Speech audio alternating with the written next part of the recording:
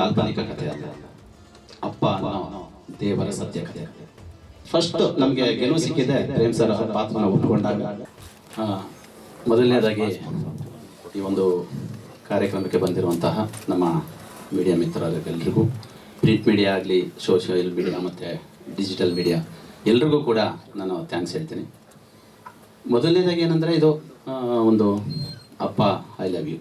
ಎಲ್ರಿಗೂ ಗೊತ್ತಿರೋ ಹಾಗೆ ಅಪ್ಪ ಅನ್ನೋದು ಎಷ್ಟು ಮಹತ್ವ ಇದೆ, ಅಪ್ಪನ ಒಂದು ಕ್ಯಾರೆಕ್ಟರ್ಗೆ ಎಷ್ಟು ಮಹತ್ವ ಇದೆ ಅನ್ನೋದು ಎಲ್ರಿಗೂ ಗೊತ್ತಿದೆ. ನಾವು ಅಲ್ಲೇ ಮೇಲ್ಗಡೆ ಒಂದು ಹೆಡ್ಲೈನ್ ಹಾಕಿರೋ ಹಾಗೆ, ಇದು ಕಾಲ್ಪನಿಕ ಕಥೆ ಅಲ್ಲ, ಅಪ್ಪ ಅನ್ನೋ ದೇವರ ಸತ್ಯ ಕಥೆ. ಕಾಲ್ಪನಿಕ ಕಥೆಗಳನ್ನ ಮಾಡೋದು ತುಂಬ ಈಸಿ. ಏನೋ ಒಂದು ಕಲ್ಪನೆ ಮಾಡ್ಕೋತೀವಿ, ಅಥವಾ ಏನೋ ಒಂದು ಊಹಿಸ್ಕೊಂಡು ಅದು ಹಿಂಗಿದ್ರೆ ಚೆನ್ನಾಗಿರುತ್ತೆ, ಹಾಗಿದ್ರೆ ಚೆನ್ನಾಗಿರುತ್ತೆ ಅಂದ್ಕೊಂಡು ನಾವು ಕಥೆ ಮಾಡ್ತೀವಿ.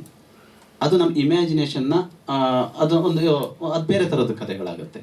ಆದರೆ ನಿಮ್ಮ ನಡುವೆ ನಡೆಯುವಂಥ ಕಥೆಗಳು, ಸಮಾಜದಲ್ಲಿ ವಾಸ್ತವವಾಗಿ ನಡೆಯುವಂಥ ಕಥೆಗಳನ್ನ ನಾವು ಎಷ್ಟೋ ಸಲ ಮರ್ತಿರ್ತೀವಿ. ನಮ್ಮ ನಡುವೆನೇ ನಡೀತಾ ಇರುತ್ತೆ, ನಮ್ಮ ಅಕ್ಕಪಕ್ಕದಲ್ಲೇ ನಡೀತಾ ಇರುತ್ತೆ, ನಮ್ಮ ಮನೆಗಳಲ್ಲೇ ನಡೀತಾ ಇರುತ್ತೆ.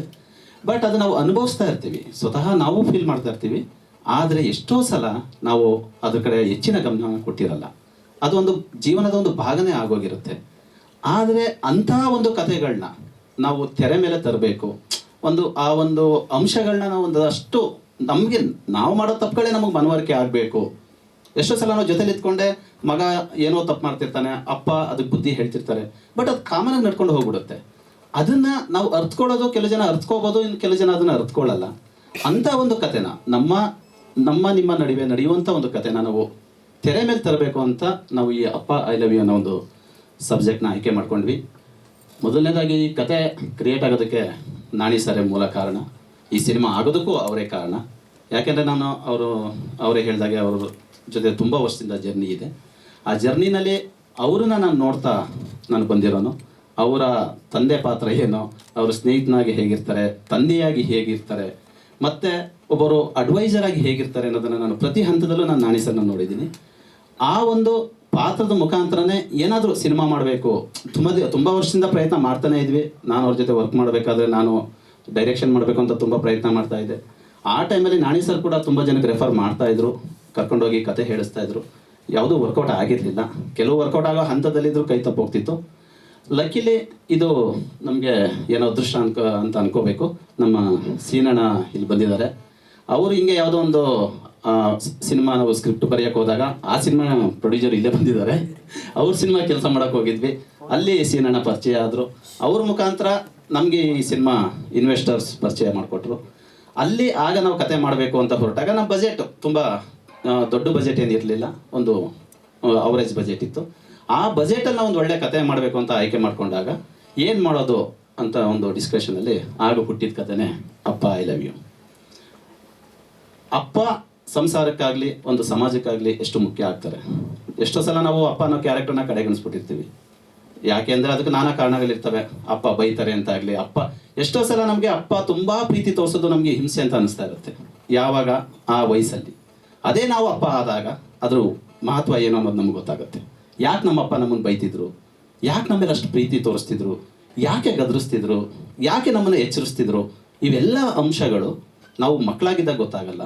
ಅದೇ ನಾವು ಅಪ್ಪನ ಸ್ಥಾನಕ್ಕೆ ಬಂದಾಗ ನಮ್ಗೆ ಗೊತ್ತಾಗುತ್ತೆ. ಯಾಕೆ ಅಂದರೆ ನಾವು ನಮ್ಮ ಮಕ್ಳಿಗೆ ಅದನ್ನು ನಾವು ಇಂಪ್ಲಿಮೆಂಟ್ ಮಾಡ್ತಾ ಇರ್ತೀವಿ. ಹಾಗಾಗಿ ಆ ಒಂದು ಸ್ಥಾನಕ್ಕೆ ಬಂದಾಗ, ಅಪ್ಪನ ಸ್ಥಾನಕ್ಕೆ, ಅದ್ರ ಮಹತ್ವ ಏನು, ಅದ್ರ ವ್ಯಾಲ್ಯೂಸ್ ಏನು, ಜವಾಬ್ದಾರಿ ಏನು, ಇವನ್ನ ಪ್ರತಿಯೊಬ್ಬರು ನಾವು ಅರ್ಥಕೋಬೇಕು. ಅದ್ರ ಜೊತೆಗೆ ಅಪ್ಪ ಅನ್ನೋ ಒಂದು ಕ್ಯಾರೆಕ್ಟರ್ನ ನಾವು ಯಾವತ್ತೂ ಅವರ ಕೊನೆ ಉಸಿರಿರೋವರೆಗೂ, ನಮ್ಮ ಕೊನೆ ಉಸಿರಿರೋವರೆಗೂ ನಾವು ಅಪ್ಪ ಅನ್ನೋ ಕ್ಯಾರೆಕ್ಟರ್ನ ಕಳ್ಕೋಬಾರ್ದು. ಸನ್ನಿವೇಶಗಳು ಸಾವಿರ ಬರ್ಬೋದು. ನಾವು ಬ್ಯಾಚುಲರ್ ಆಗಿದ್ದಾಗ ಅದೊಂದು ಸನ್ನಿವೇಶ ಇರುತ್ತೆ, ಮದುವೆ ಆದಮೇಲೆ ಒಂದು ಸನ್ನಿವೇಶಗಳು ಕ್ರಿಯೇಟ್ ಆಗುತ್ತೆ, ಮನೆಗೆ ಪರಿಚಿತ ಇಲ್ಲದೇ ಇರೋಂಥ ಕ್ಯಾರೆಕ್ಟರ್ಗಳು ಬರುತ್ತೆ, ಅಲ್ಲೊಂದಷ್ಟು ಇನ್ಸಿಡೆಂಟ್ಗಳಾಗ್ಬೋದು. ಏನೇ ಸಮಾಜದಲ್ಲಿ ಅಥವಾ ಸಂಸಾರದಲ್ಲಿ ನಡೆದ್ರೂ ಕೂಡ ನಾವು ಅಪ್ಪ ಅಮ್ಮ ಈ ಎರಡು ಕ್ಯಾರೆಕ್ಟರ್ನ ಮಕ್ಕಳಾದವರು ಕೊನೆಯವರೆಗೂ, ಉಸಿರಿರೋವರೆಗೂ, ಅವರ ಉಸಿರಿರೋವರೆಗೂ ಚೆನ್ನಾಗಿ ನೋಡ್ಕೋಬೇಕು. ನಮ್ಮ ಉಸಿರಿರೋವರೆಗೂ ನಾವು ಚೆನ್ನಾಗಿ ಕಾಪಾಡ್ಕೋಬೇಕು ಅನ್ನೋದು ನಮ್ಮ ಈ ಅಪ್ಪ ಐ ಲವ್ ಯು ಸಿನಿಮಾದ ಮೇಯ್ನ್ ತಿರುಳು. ಸೊ ಹಾಗಾಗಿ ಈಗ ಇದೇ 12ನೇ ತಾರೀಕು ನಮ್ಮ ಸಿನಿಮಾ ರಿಲೀಸ್ ಆಗ್ತಿದೆ. ಈ ಸಿನಿಮಾಗಂತೂ ತುಂಬ ಜನ ನಮಗೆ ಸಪೋರ್ಟ್ ಮಾಡಿದ್ದಾರೆ. ಮೊದಲನೇದಾಗಿ ಹೇಳಿದಾಗೆ ಸೀನಣ್ಣ ಪ್ರೊಡ್ಯೂಸರ್ ಕೊಡಿಸಿದ್ರು. ನಾಣಿ ಸರ್ ನಮ್ಮ ಜೊತೆಗೆ ನಿಂತ್ಕೊಂಡು ಪ್ರತಿ ಹಂತದಲ್ಲೂ ನನಗೆ ತಿದ್ದಿ, ನಾನು ಅವ್ರ ಹತ್ರ ಬಂದಾಗ ನಾನು ಏನು ಕಲ್ತಿರಲಿಲ್ಲ. ಪ್ರತಿ ಹಂತದಲ್ಲೂ ನನಗೆ ಸಿನಿಮಾ ಏನು, ಬರವಣಿಗೆ ಏನು, ಮತ್ತು ಆ ಸಿನಿಮಾ ಕೆಲಸ ಏನು ಅನ್ನೋದನ್ನು ನನಗೆ ತೀಡಿ ಒಂದು ಒಳ್ಳೆ ಮಾರ್ಗದಲ್ಲಿ ನಾನು ಹೋಗೋ ಥರ ನನಗೆ ರೂಪಿಸ್ತವರು ನಾಣಿ ಸರ್. ಸೊ ಅವ್ರ ಜರ್ನಿನಲ್ಲಿ ನಾನು ಒಂದು ಅಷ್ಟೋ ಕೆಲಸ ಕಲ್ತ್ಕೊಂಡೆ, ಒಳ್ಳೆ ಸಂಸ್ಕಾರನ ಕಲ್ತ್ಕೊಂಡೆ. ಕೆಲಸ ಅನ್ನೋದಕ್ಕಿಂತ ಹೆಚ್ಚಾಗಿ ಒಳ್ಳೆ ಸಂಸ್ಕಾರನ ಅವ್ರ ಮುಖಾಂತರ ಕಲ್ತ್ಕೊಂಡೆ. ಅದಾದಮೇಲೆ ಇನ್ನು ಈ ಸಿನಿಮಾ ಮಾಡೋಕ್ಕಿಂತ ಹೊರಟಾಗ ನಮಗೆ ಒಂದು ಸಿನಿಮಾದ ತಂದೆ ಕ್ಯಾರೆಕ್ಟರ್ಗೇನೋ ನಾಣಿ ಸರ್ ಅಂತ ನಾವು ಫಿಕ್ಸ್ ಮಾಡ್ಕೊಂಡ್ವಿ. ಅದಾದಮೇಲೆ ಈ ಸಿನಿಮಾದಲ್ಲಿರುವಂತಹ ಇಡೀ ಸಿನಿಮಾದ ಒಟ್ಟು ಆಶಯವನ್ನು ಎತ್ತಿ ಹಿಡಿಯುವಂತಹ ಒಂದು ವ್ಯಾಲ್ಯೂಬಲ್ ಕ್ಯಾರೆಕ್ಟರ್ಸ್ ಬೇಕಿತ್ತು ನಮಗೆ. ಯಾಕೆಂದರೆ ನಾವು ಬಿಗಿನಿಂಗಿಂದ ಏನೇ ಕತೆ ಹೇಳ್ಕೊಂಡು ಹೋದ್ರೂ ಆ ಸಿನಿಮಾದ ವ್ಯಾಲ್ಯೂಸ್ನ ಲಾಸ್ಟಲ್ಲಿ ಅದು ಅಥವಾ ಆ ಕತೆ ಒಳಗಡೆ ಅದನ್ನು ಕ್ಯಾರಿ ಮಾಡುವಂಥ ಒಂದು ಇಂಪಾರ್ಟೆಂಟ್ ಕ್ಯಾರೆಕ್ಟರ್ಸ್ ಇತ್ತು. ಅದನ್ನು ಯಾರು ಬಿಡೋದು ಅಂತ ನಾವು ಡಿಸ್ಕಸ್ ಮಾಡಿದಾಗ ನಾಣಿ ಸರ್ ಮೊದಲೇ ಹೇಳಿದ ಒಂದೇ ಮಾತು, ಪ್ರೇಮ್ ಸರ್ ಕೈಲಿ ಮಾಡ್ಸೋಣ. ಯಾಕೆಂದರೆ ಅವ್ರು ನೋಡ್ತಿದ್ದಂಗೆ ಅನಿಸ್ಬಿಡುತ್ತೆ, ಆ ಫೀಲ್ ಬಂದ್ಬಿಡುತ್ತೆ, ಅವ್ರ ಕೈಲಿ ಮಾಡ್ಸೋಣ ಅಂದರು. ಅವ್ರು ಹೇಳಿದ ತಕ್ಷಣ ನನಗೂ ಖುಷಿ ಆಯಿತು. ಅದು immediate Nani sir Prem sir number ಕೊಟ್ಟು ಮನೆಗೆ ಕಳಿಸಿದ್ರು. ಪ್ರೇಮ್ ಸರ್ ಕತೆ ಕೇಳಾದ್ಮೇಲೆ ಏನು ಮಾತಾಡಲಿಲ್ಲ, ನಾನು ಮಾಡ್ತೀನಿ ಕ್ಯಾರೆಕ್ಟ್ರನ್ನ, ನಾನೇ ಅವ್ರ ಹತ್ರ ಮಾತಾಡ್ತೀನಿ ಅಂದರು. ಸರಿ ಅಂತ ಹೇಳಿದ್ಮೇಲೆ ಫಸ್ಟು ನಮಗೆ ಗೆಲುವು ಸಿಕ್ಕಿದೆ ಪ್ರೇಮ್ ಸರ್ ಆ ಪಾತ್ರನ ಒಪ್ಕೊಂಡಾಗ. ಅವ್ರ ಮುಖಾಂತರ ಮಾನ್ವಿತಾ ಮೇಡಮ್ನ ಪ್ರೇಮ್ ಸರೇ ಮಾತಾಡಿ ಹಿಂಗಿದೆ ಕ್ಯಾರೆಕ್ಟ್ರು, ಹಿಂಗಿದೆ ಚೆನ್ನಾಗಿದೆ ಅಂತ ಒಪ್ಪಿಸಿ ಅವರೇ ಅದಕ್ಕೆ ಮುಂದಾಳತ್ವ ವಹಿಸ್ಕೊಂಡ್ರು. ಇನ್ನು ಸಂಜಯ್ ಅವ್ರನ್ನೂ ಕೂಡ ಅವರೇ ಮುಂದಾಳತ್ವ ವಹಿಸ್ಕೊಂಡು ಅವ್ರು ಕೊಟ್ಟರು. ಇಡೀ ಓವರಾಲ್ ಸಿನಿಮಾಗೆ ಪ್ರೇಮ್ ಸರ್ ಮೇನ್ ಪಿಲ್ಲರ್ ಈ ಸಿನಿಮಾಗೆ. ಇವತ್ತಿನವರೆಗೂ ಅಟ್ ಪ್ರೆಸೆಂಟ್ ಧನಂಜಯ್ ಸರ್ ಇದು ಸಿಗೋವರೆಗೂ, ನಮಗೆ ಅವ್ರ ಬೈಟ್ ಸಿಗೋವರೆಗೂ, ಟ್ರೈಲರ್ ರಿಲೀಸ್ಗೆ ಅಭಿಷೇಕ್ ಅಂಬರೀಶ್ ಸರ್ ಕರ್ಕೊಬರೋವರೆಗೂ, ಮತ್ತು ಇನ್ನು ಪ್ರತಿ ಹಂತದಲ್ಲೂ ನಾವು ಏನು ಪ್ರಮೋಷನ್ ಮಾಡಬೇಕು ಅಂತ ನಾವು ಪ್ರಯತ್ನ ಮಾಡ್ತಾ ಇದ್ದೀವಿ. ಸಿನಿಮಾದ ನಾವು ಶೂಟಿಂಗ್ ಮಾಡುವಾಗ ಏನೇನೋ ಒಂದು ಇದಿತ್ತು, ಎಲ್ಲ ಹಂತದಲ್ಲೂ ನಮಗೆ ಪ್ರೇಮ್ ಸರ್ ತುಂಬ ಸಪೋರ್ಟಿವ್ ಆಗಿ ನಿಂತಿದ್ದಾರೆ.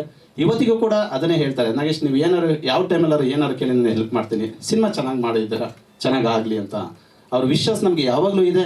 Thank you Prem sir. ನಿಮ್ಮ ಈ ಒಂದು ಹೊಸ ತಂಡ, ನಾವೇನು ಪ್ರೂಡ್ ಅಲ್ಲ, ಹೊಸ ಸಿನಿಮಾ, ಫಸ್ಟ್ ಸಿನಿಮಾ, ಇಂಥ ಹೊಸ ಡೈರೆಕ್ಟರ್ಗಳೇ ನೀವು ಕೊಡ್ತಾರೋ ಸಹಕಾರ ನಿಜವಾಗ್ಲೂ ಖುಷಿ ಕೊಡುತ್ತೆ. ತುಂಬ thank you very much. Nani ಸರ್ಗೂ ತುಂಬ ಥ್ಯಾಂಕ್ ಯು. ನಾಣಿ ಸರ್ಗೆ ಥ್ಯಾಂಕ್ಸ್ ಹೇಳೋ ಅವಶ್ಯಕತೆ ಇಲ್ಲ, ಯಾಕೆಂದರೆ ಅವ್ರ ಜೊತೆಯಲ್ಲೇ ಇರೋದ್ರಿಂದ ಪ್ರತಿದಿನ ಅದನ್ನು ಹೇಳ್ತಾ ಇರ್ತೀವಿ. ಅದು ಹಾಗಾಗಿ ಇನ್ನು ಮಾನ್ವಿತಾ ಮೇಡಮ್ ಪಾತ್ರನ ಒಪ್ಕೊಂಡಿದ್ದಕ್ಕೆ ನಮಗೆ ಪಾಪ ಅವ್ರ ಬಗ್ಗೆ ಹೇಳ್ಬೇಕಾದ್ರೆ ಕಾಸ್ಟ್ಯೂಮ್ ಅವರೇ ತಂದುಬಿಟ್ರು. ನಿಮಗೆ ಅದು ನಾನೇ ಎಲ್ಲ ಅರೇಂಜ್ ಮಾಡ್ಕೊಬರ್ತೀನಿ ಅಂತ ಆ ರೇಂಜಿಗೆ ಅವ್ರು ಸಪೋರ್ಟ್ ಮಾಡಿದ್ದಾರೆ. ಅವ್ರಿಗೂ ತುಂಬ ಥ್ಯಾಂಕ್ ಯು. ಇನ್ನು ಜೀವಿತ್ ಅವರು, ಸಂಜಯ್ ಅವ್ರನ್ನ ಯಾರು ಹೊಸಬ್ರು ಅಂತ ಸಿನಿಮಾದಲ್ಲಿ ಅಂದ್ಕೊಳಕ್ಕಾಗಲ್ಲ, ಅಷ್ಟು ಅದ್ಭುತವಾಗಿ ಇಬ್ಬರು ನಡೆಸಿದ್ದೀರಾ. ಈ ನಿಮ್ಮ ಸಹಕಾರಕ್ಕೆ ಥ್ಯಾಂಕ್ ಯು. ಮತ್ತು ಓವರಾಲ್ ನಮ್ಮ ಕ್ಯಾಮ್ರಾಮನ್ ನಾಗಾರ್ಜುನ್ ನಮ್ಮ ಇಡೀ ಸಿನಿಮಾಗೆ ಆ ಒಂದು ಒಳ್ಳೆಯ ಒಂದು ಫ್ರೇಮ್ನ ಕಟ್ಕೊಟ್ಟಿದ್ದಾರೆ. ಎಲ್ಲರೂ ಚೆನ್ನಾಗಿ ತೋರಿಸಿದ್ದಾರೆ. ಕೆಲಸ ಕೂಡ ನಮಗೆ ಅವರಿಂದನೇ ಒಂದು 90% ಕೆಲಸ ಕಮ್ಮಿ ಆಯಿತು. ಅವರನ್ನು ಸ್ನೇಹಿತರಾಗಿರೋದ್ರಿಂದ ಅವ್ನ ಕೋಆರ್ಡಿನೇಷನ್ ಚೆನ್ನಾಗಿತ್ತು, ಸಿನಿಮಾ ಚೆನ್ನಾಗಿ ಬಂತು. ಅದಾದಮೇಲೆ ನಮ್ಮ ಎಡಿಟರ್ ಆಗಲಿ, ನಮ್ಮ ಆಕಾಶ್ ಪರ್ವ ಮ್ಯೂಸಿಕ್ ಮಾಡಿದ್ದಾರೆ, ಅವರು ಒಳ್ಳೊಳ್ಳೆ ಸಾಂಗ್ನ ಕೊಟ್ಟಿದ್ದಾರೆ. ಇನ್ನು ಕಿನ್ನಾಳ್ ಸರ್ ಇಲ್ಲಿ ಬಂದಿದ್ದಾರೆ, ಅವರು ಇದಾದಮೇಲೆ ಒಂದು 4 ಮಾತಾಡಬೇಕು. ಒಂದು ಒಳ್ಳೆಯ ಸಾಂಗ್ನ ಕೊಟ್ಟಿದ್ದಾರೆ, ತಂದೆ ಬಗ್ಗೆ ಅದ್ಭುತವಾದ ಒಂದು ಸಾಂಗ್ನ ಕೊಟ್ಟಿದ್ದಾರೆ ಅವರು. ಅದರ ವಿಜಯ್ ಪ್ರಕಾಶ್ ಸರ್ ಹಾಡಿದ್ದಾರೆ. ಮತ್ತು ಇನ್ನು ಉಳಿದ ಹಾಗೆ ಅರವಿಂದ್ ಸರ್, ಇನ್ನು ನಮ್ಮ ಬಾಲರಾಜ್ ಸರ್, ಎಲ್ಲರೂ. ಅರವಿಂದ್ ಸರ್ಗೆ ಪಾಪ ನಾನು ರಾತ್ರಿ 9 ಗಂಟೆಯಲ್ಲಿ ಫೋನ್ ಮಾಡಿದ್ದೀನಿ, ಸರ್ ನಾಳೆ ಕ್ಯಾರೆಕ್ಟರ್ ಇದೆ ಸರ್ ಬನ್ನಿ ಅಂತ. ಸದ್ಯ ನಮ್ಮ ಅದೃಷ್ಟ ಅವ್ರು ಸಿಕ್ಕಿದ್ರು. ಸೇಮ್ ನಮ್ಮ ವಿಜಯ್ ಚಂಡೂರ್ ಅವ್ರಿಗೂ ರಾತ್ರಿ 9 ಗಂಟೆಯಲ್ಲಿ ಫೋನ್ ಮಾಡಿದ್ದೀನಿ, ಸರ್ ನಾಳೆ ಹಿಂಗೆ ಅರ್ಜೆಂಟು ಲೊಕೇಶನ್ ಫಿಕ್ಸ್ ಆಗೋಗಿದೆ, ಫ್ರೀ ಮಾಡ್ಕೊಂಡು ಬನ್ನಿ ಅಂತ. ನನ್ನ ಅದೃಷ್ಟಕ್ಕೆ ಅವ್ರಿಬ್ರು ಅವತ್ತು ಫ್ರೀನೇ ಇದ್ದರು, ಸಿಕ್ಬಿಟ್ರು ನಮಗೆ. ಅವರು ಒಂದು ರೀತಿ ನಮಗೆ ಬೆಂಬಲ ಕೊಟ್ಟರು. ಎಲ್ಲ ಪ್ರತಿಯೊಬ್ಬ ಕಲಾವಿದರು, ತಂತ್ರಜ್ಞರು ಮತ್ತು ಇಡೀ ಹೋಲ್ ಟೀಮ್ ನಮ್ಗೆ ಸಪೋರ್ಟಿವ್ ಆಗಿ ನಿಂತಿದ್ದಾರೆ. ಆ ಒಂದು ಇದರಿಂದ ಪ್ರೊಡ್ಯೂಸರ್ KRS ಪ್ರೊಡಕ್ಷನ್ ನಮಗೆ ಪ್ರತಿ ಹಂತದಲ್ಲೂ ನಮ್ಗೆ ಎಲ್ಲೂ ತೊಂದರೆ ಕೊಡ್ದಂಗೆ ಇಲ್ಲಿವರೆಗೂ ಸಿನಿಮಾನ ತಗೊಬಂದಿದ್ದಾರೆ. First big thanks KRS production, ಅವರ ಸಹಕಾರದಿಂದ ಇವತ್ತು ರಿಲೀಸ್ ಅಂತ ಬಂದಿದ್ದೀವಿ. ಎಲ್ಲದಕ್ಕಿಂತ ಹೆಚ್ಚಾಗಿ ನಮ್ಮ ಗಂಗಾಧರ್ ಸರ್ ಮತ್ತು ಸೀನಣ್ಣ ಎಲ್ರಿಗೂ ಥ್ಯಾಂಕ್ ಯು ವೆರಿ ಮಚ್. 12ನೇ ತಾರೀಕು ಸಿನಿಮಾ ರಿಲೀಸ್ ಆಗ್ತಿದೆ. ಎಲ್ಲರೂ ಥಿಯೇಟರ್ಗೆ ಬಂದು ಸಿನಿಮಾ ನೋಡಿ ಅಂತ ನಾನು ಇಡೀ ನಮ್ಮ ಕರ್ನಾಟಕ ಜನತೆನ ಕೇಳ್ಕೊತೀನಿ.